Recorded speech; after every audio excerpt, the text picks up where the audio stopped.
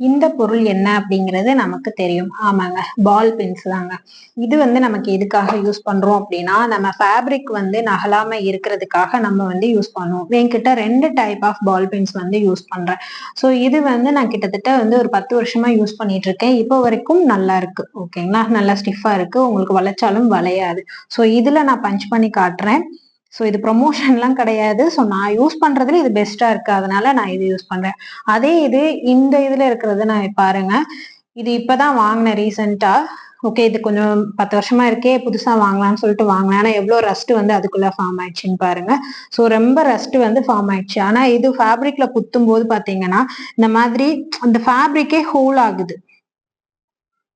அது மாதிரி ரொம்ப கொஞ்சம் நிறைய குத்திட்டோம் அப்படின்னாக்கா ஃபேப்ரிக் இப்படி இழுக்கும் போது அந்த இடம் நல்ல ஹோல் தெரியும். இப்ப இந்த இதை இழுக்கும் போது எங்க குத்தணுங்கிறதே நமக்கு தெரியாது. ஆனா இது பாத்தீங்கன்னா நல்லாவே தெரியும்.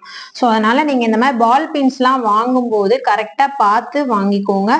நீங்க முடிஞ்சா செக் பண்ணி கூட நீங்க வாங்குங்க. சோ இது நான் ரொம்ப வருஷமா யூஸ் பண்றேன். இது பிராண்ட் பேர்லாம் தெரியாது. இந்த மாதிரி ஒரு பாக்ஸ்ல வரும். மேலேயே பாத்தீங்கன்னா நம்மளுக்கு இந்த மாதிரி குஷன் மாதிரி கொடுத்துருவாங்க. அதை குத்தி வைக்கிறது நம்மள இந்த பின் நம்ம செக்யூர் பண்ணி வைக்கிறதுக்கு ரொம்ப யூஸ்ஃபுல்லா இருக்கும். Thank you.